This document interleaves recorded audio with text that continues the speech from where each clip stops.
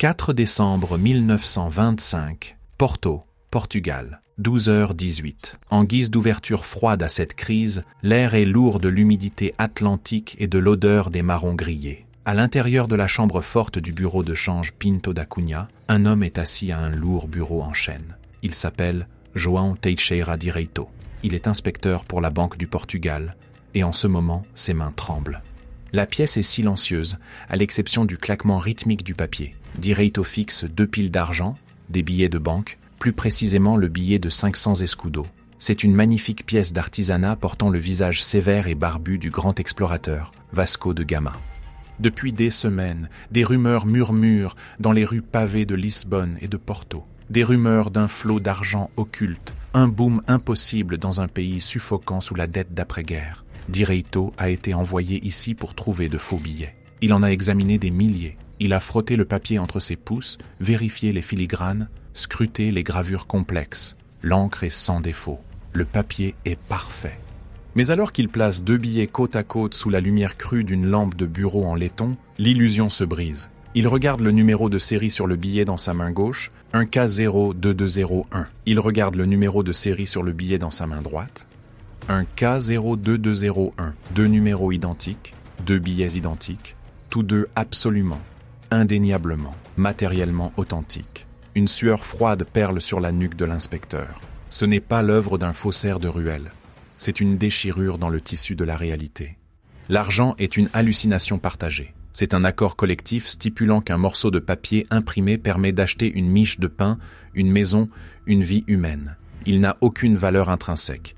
Il n'existe que parce que les gens croient en la performance. Mais que se passe-t-il quand un homme apprend à pirater l'hallucination ? Que se passe-t-il lorsqu'un seul acteur réécrit le scénario et force le gouvernement à imprimer sa propre fausse monnaie ? Il n'y a pas de passe-montagne, pas de voiture de fuite, pas de coffre-fort explosé à la dynamite. C'est l'histoire du fils d'un croque-mort en faillite qui imprime 1% du PIB de sa nation, achète un palais, orchestre un boom économique et déclenche à lui seul l'effondrement d'une république démocratique. 1896, Lisbonne. Pour comprendre le contexte de l'illusion, il faut d'abord examiner l'architecte. Le royaume du Portugal suffoque lentement sous le poids de son empire sur le déclin. Arthur Virgílio Alves do Reis naît dans une famille modeste. Son père est croque-mort, un homme qui enterre les morts jusqu'à ce que les dettes l'enterrent. Le père fait faillite, déclaré insolvable. Le jeune Arthur observe l'humiliation. Il ressent la morsure de la pauvreté. Il apprend tôt que la société est un système de castes et que la seule échelle pour s'élever est faite de papier. Arthur est intelligent, ambitieux. Il possède une langue de velours et une compréhension innée de la vanité humaine. Il s'inscrit en études d'ingénierie, mais la voie académique est trop lente. À l'âge de 19 ans, il abandonne son diplôme pour épouser Maria Luisa Jacobetti de Azevedo, une femme d'un rang social supérieur. Sa famille le méprise. Il voine un paysan, le fils d'un raté. Reis décide de réécrire sa propre histoire d'origine. Il a besoin de s'échapper. Il regarde vers l'horizon, l'Angola, le joyau de la couronne des colonies portugaises, une frontière de richesse indomptée. Mais un homme n'entre pas simplement dans l'administration coloniale sans référence. Alors, Reis les crée. Il s'assoit à un bureau, se procure du parchemin officiel et rédige un diplôme. Il s'accorde un diplôme de l'école polytechnique d'ingénierie de l'université d'Oxford, une institution qui n'existe pas. Le diplôme le certifie comme expert en génie civil, en métallurgie, en paléographie, en mathématiques pures et en physique. Il emmène ce document absurde chez un notaire public. Il comprend une faille fondamentale de l'esprit bureaucratique. Les fonctionnaires ne vérifient pas les faits, ils vérifient les tampons. Le notaire paresseux et confiant appose aveuglément le sceau officiel. La falsification est terminée, l'hallucination commence. 1916, Reis arrive en Angola, armé d'un faux diplôme et d'une audace sans limite. Il gravit les échelons coloniaux à une vitesse fulgurante. Au milieu de la vingtaine, ce décrocheur scolaire est le directeur des chemins de fer angolais. Il contrôle les artères d'une nation, mais un salaire régulier ne suffit pas. Reis veut du capital. 1922, il retourne à Lisbonne et jette son dévolu sur Ambaca, une riche compagnie ferroviaire angolaise. Il initie une OPA hostile en utilisant un chèque tiré sur une banque de New York pour $100 000. Le chèque, totalement sans valeur, rebondissant sur du vent. Mais avant que le chèque ne puisse franchir les lignes télégraphiques transatlantiques, Rice utilise son statut de jeune actionnaire majoritaire pour piller la trésorerie de l'entreprise Ambaka. Il utilise le véritable argent de l'entreprise pour couvrir son faux chèque. C'est un chef-d'œuvre de logique circulaire. Acheter la banque avec de l'argent faux. Utiliser le vrai argent de la banque pour payer le faux argent. Mais il est imprudent. Il va trop loin. Il tente d'acheter la compagnie minière d'Angola en utilisant la même tactique. Le conseil d'administration s'en rend compte. Les autorités sont alertées. Juillet 1924, Porto. La police se rapproche. Reis est arrêté pour fraude et détournement de fonds. Il est jeté dans une cellule de pierre humide. Il passera 54 jours dans cette cage. La plupart des hommes craqueraient. La plupart des hommes fixeraient les barreaux de fer et se repentiraient. Pas Arthur Alves Doris. Il reste assis dans l'obscurité à écouter les gouttes d'eau et il analyse son échec. Il réalise que son erreur a été de penser trop petit. Il volait de l'argent qui appartenait déjà à quelqu'un d'autre. Le vol laisse une victime. Le vol laisse une chambre forte vide. Et si, au lieu de voler de la richesse, il la créait simplement? Reis étudie les mécanismes de l'économie portugaise. La Première République est un désastre géopolitique. Entre 1910 et 1926, le pays subit plus de 40 gouvernements différents. Le chaos règne. L'inflation est galopante. Les institutions se délabrent. Reis se concentre sur le pilier central de l'économie, la Banque du Portugal. Il découvre une vulnérabilité choquante. La Banque du Portugal n'est pas une institution entièrement publique. Elle est en partie privée et, plus important encore, elle ne possède pas la technologie pour imprimer ses propres billets de banque. Elle sous-traite l'impression à des entreprises de gravure d'élite et hautement sécurisées à Londres et en Allemagne. La tenue des registres internes de la banque est notoirement laxiste. Les gouverneurs opèrent en secret, autorisant souvent des tirages d'urgence pour maintenir à flot l'État défaillant. Reis sourit dans le noir. Il n'a pas besoin de construire une presse à imprimer. Il n'a pas besoin d'embaucher des maîtres graveurs. Il n'a pas besoin d'acheter d'encre spécialisée ou de papier filigrané. Il a juste besoin d'écrire une lettre. Août 1924. Il est libéré pour un vice de procédure. Il sort sous le brillant soleil ibérique pour agir comme le catalyseur de la chorégraphie de la plus grande illusion financière de l'histoire. L'opération commence dans l'ombre de Lisbonne. Reis ne peut pas agir seul. Il a besoin de diplomates. Il a besoin d'hommes d'affaires. Il a besoin d'hommes d'un caractère apparemment irréprochable pour servir d'émissaire. Il recrute un trio d'opérateurs sophistiqués. Le premier est José Bandeira, un petit criminel avec un goût pour la grande vie, mais surtout, le frère de l'ambassadeur du Portugal aux Pays-Bas.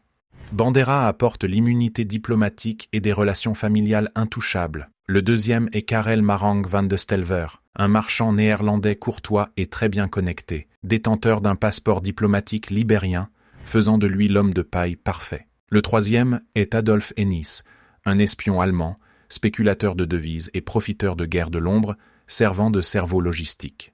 Reis les rassemble. Il les nourrit d'un mensonge enrobé de patriotisme. Il leur dit qu'il a été choisi par le gouverneur de la Banque du Portugal, Inocencio Camacho Rodrigues, pour diriger un syndicat hautement classifié. La mission ? Imprimer secrètement 100 millions d'escudos pour financer un prêt de développement massif pour la colonie en difficulté de l'Angola. Parce que le climat politique est volatile, l'opération doit contourner le Parlement. Elle doit être absolument et totalement officieuse. Les complices mordent à l'hameçon. Ou peut-être qu'ils ne se soucient simplement pas de regarder l'hameçon de trop près. Reis doit fabriquer le mandat. Fin de l'automne 1924. Reis est assis dans son bureau. Il est un dessinateur de la tromperie. Il acquiert du papier à en-tête de fabrication française, du même grammage et de la même texture que celui utilisé par la Banque du Portugal. Il utilise un pantographe, un instrument de traçage mécanique, pour reproduire parfaitement les signatures du gouverneur Camacho Rodrigues et du sous-gouverneur. Il rédige un vaste contrat de plusieurs pages autorisant l'impression de 200 000 billets de banque de 500 escudos portant l'effigie de Vasco de Gama. Pour contourner la sécurité interne, le contrat stipule explicitement que ces billets seront surimprimés du mot Angola à leur arrivée, ce qui signifie qu'ils peuvent partager les mêmes numéros de série que les billets circulant déjà au Portugal continental. C'est le trait de génie obscur. Reis n'invente pas de nouveaux numéros de série. Il duplique ceux existants. Si quelqu'un vérifie le registre, les numéros sont parfaitement valides. Il relie les documents avec de la cire à cacheter. Il fait authentifier les signatures par un clerc complaisant. Il envoie les documents au consulat britannique, français et allemand à Lisbonne pour faire authentifier la signature du notaire. L'illusion est superposée. Les consulats n'authentifient pas le contrat. Ils authentifient seulement le notaire. Mais pour le monde extérieur, le document porte désormais le poids lourd et indéniable de la diplomatie internationale. 4 décembre 1924. La scène se déplace à Londres. Karel Marang sort d'un taxi dans l'épais brouillard londonien. Il entre dans les grands et imposants bureaux de Waterloo & Sons Limited. Ils sont le sommet de l'impression mondiale de devises. Ils impriment la monnaie ayant cours légal pour des dizaines de nations. Marang est conduit dans le bureau lambrissé d'acajou de Sir William Waterloo lui-même. Marang joue son rôle à la perfection. Il présente les fausses références. Il parle à voix basse d'un ton comploteur. Il explique la situation désespérée de la colonie angolaise. Il présente le faux contrat de la Banque du Portugal, autorisant Waterloo & Sons à imprimer 200 000 billets Vasco de Gama de 500 escudos. Sir William Waterloo regarde les sceaux, il regarde les actes notariés, il regarde les timbres consulaires authentiques. Le maître imprimeur ne décroche pas le téléphone pour appeler Lisbonne et vérifier le contrat d'état secret de plusieurs millions de livres. Il veut la commission. L'avidité du commerce supplante la rigueur de la sécurité. Sir William accepte. Il accepte le contrat. Il sort les plaques d'impression originales et authentiques de la monnaie portugaise de la chambre forte de Waterloo. Les presses commencent à tourner.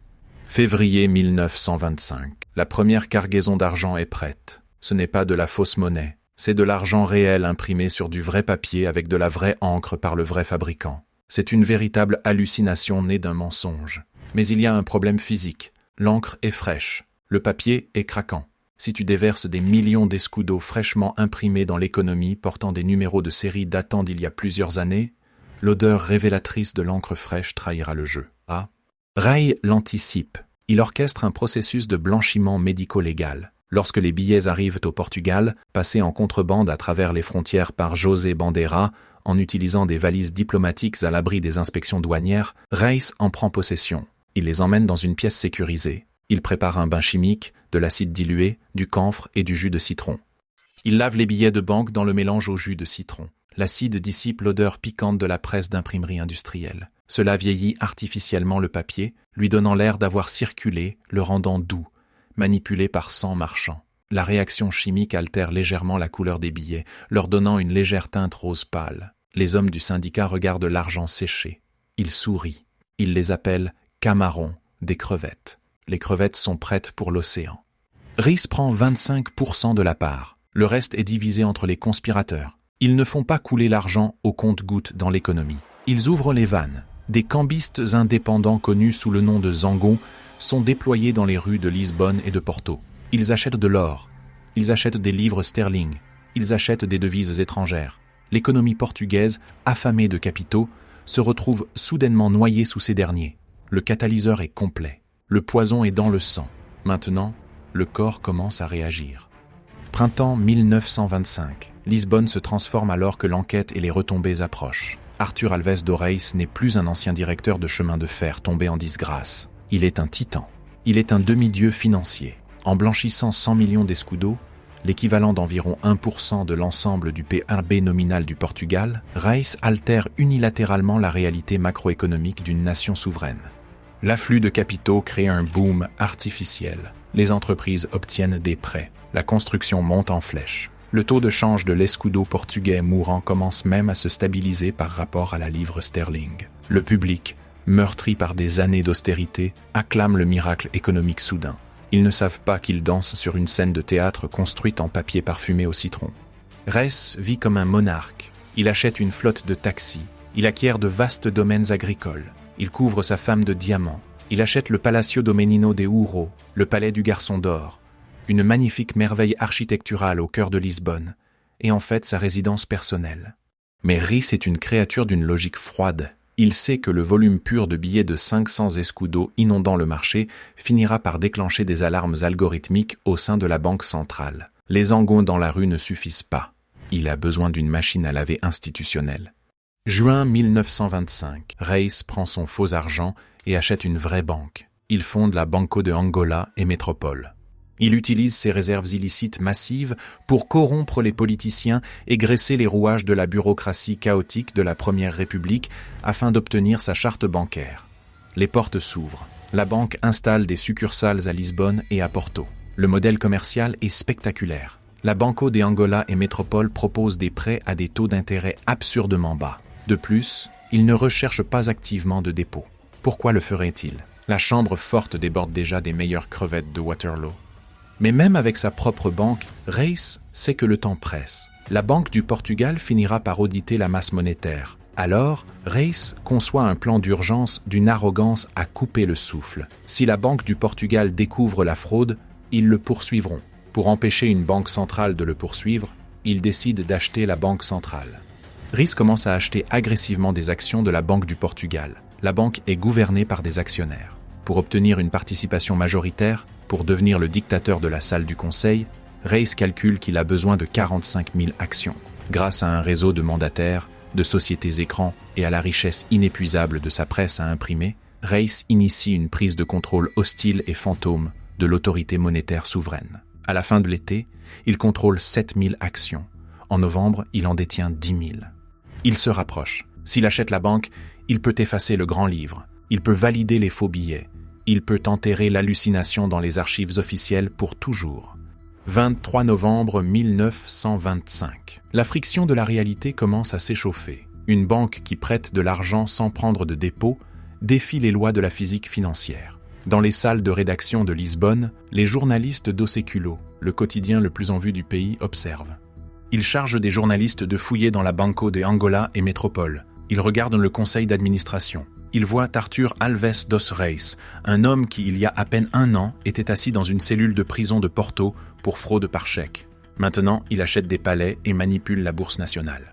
Les journalistes ne soupçonnent pas un énorme réseau de contrefaçons. Les billets sont trop parfaits. Au lieu de cela, ils soupçonnent un espionnage géopolitique. La théorie dominante est qu'Adolf Hennis, l'espion allemand, utilise des capitaux allemands pour gonfler artificiellement la banque de Reis dans une escroquerie de longue haleine, visant à annexer économiquement la colonie de l'Angola pour la République de Weimar. Au Século commence à publier des articles d'investigation posant des questions agressives sur le financement opaque de l'empire de Reis.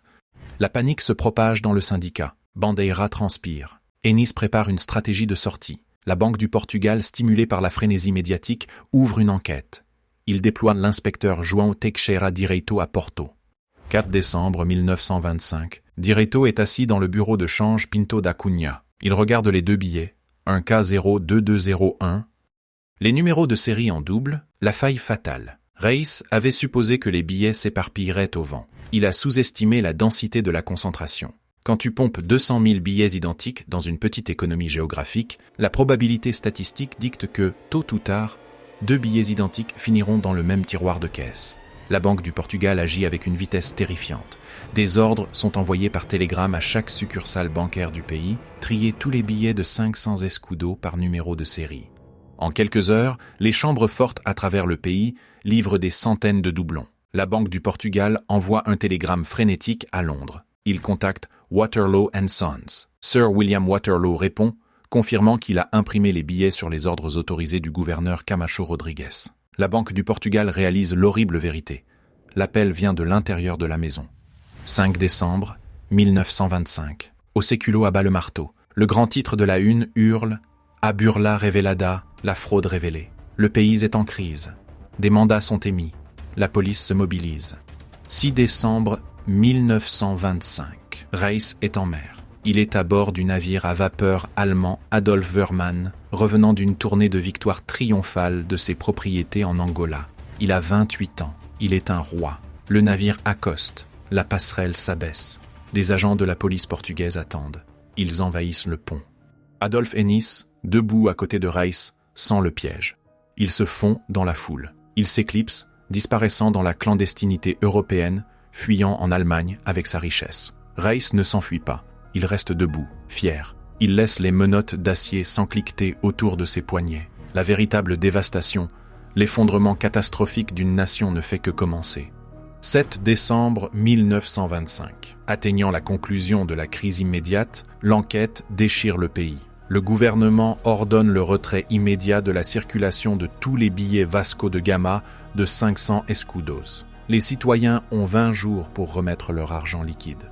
Une panique absolue s'empare des rues. Les foules prennent d'assaut les banques. des dizaines de milliers de citoyens innocents réalisent que les économies de toute leur vie, leur salaire, leur capital d'entreprise, tout cela est construit sur l'hallucination parfumée au citron.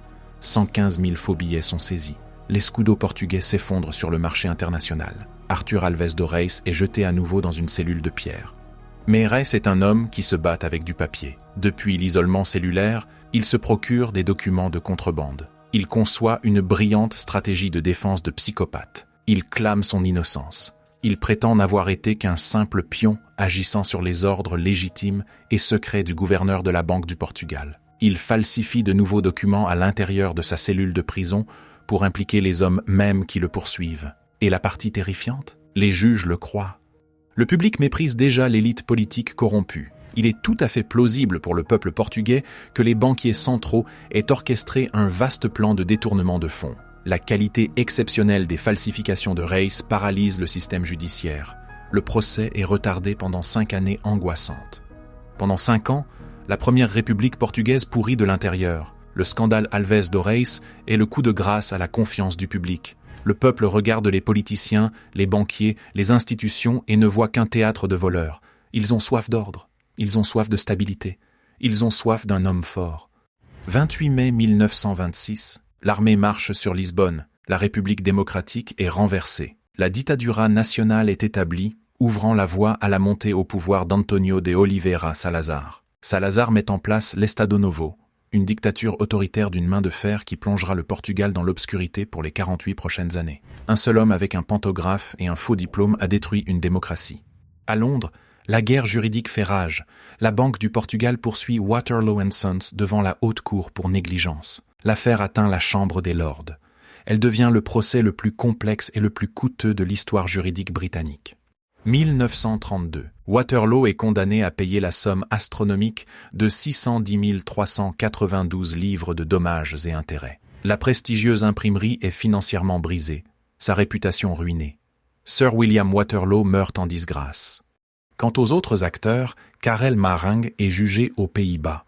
Il purge 11 mois, déménage en France, achète une entreprise électrique et meurt à Cannes en tant que citoyen respecté et incroyablement riche. José Bandeira purge 15 ans et meurt dans la pauvreté en 1957. Adolf Hennies perd sa fortune dans de mauvais investissements et meurt brisé. Mai 1930, le marteau tombe enfin. Arthur Alves do Reis est reconnu coupable et condamné à 20 ans de prison. Il passe la fleur de l'âge derrière les barreaux. L'homme qui tenait autrefois l'économie d'un empire entre ses mains ne tient plus désormais qu'une Bible. Il se convertit au protestantisme. Il prêche aux autres détenus. Mais 1945, il est libéré. Le monde a changé. La Seconde Guerre mondiale se termine. Les rues de Lisbonne sont patrouillées par la police secrète de Salazar. Une banque propose prudemment à Reis un emploi d'employé de bureau. Il refuse. Il tente quelques petites escroqueries dans le commerce du café, mais le feu n'y est plus. La magie s'est dissipée. 9 juillet 1955. Arthur Virgílio Alves do Reis subit une crise cardiaque massive et meurt dans une pauvreté absolue, enterré au cimetière de l'Alto de São João. La mécanique du crime révèle que Reis n'a pas volé d'or dans une chambre forte. Il n'a pas pointé une arme sur un guichetier. Il a simplement compris la nature fondamentale de notre réalité. Il a compris que le monde moderne n'est pas construit sur le métal, la pierre ou la valeur intrinsèque. Il est construit sur la confiance. C'est un accord psychologique fragile, un tampon sur un document, une signature sur un contrat, un visage imprimé sur un morceau de papier. Si tu peux imiter les symboles d'autorité, le monde se pliera à ta volonté. La crise des billets de banque portugais de 1925 reste un miroir envoûtant. Elle pose une question terrifiante. Quand l'argent est réel mais que l'autorité est fausse, quelle est exactement la différence? L'hallucination perdure.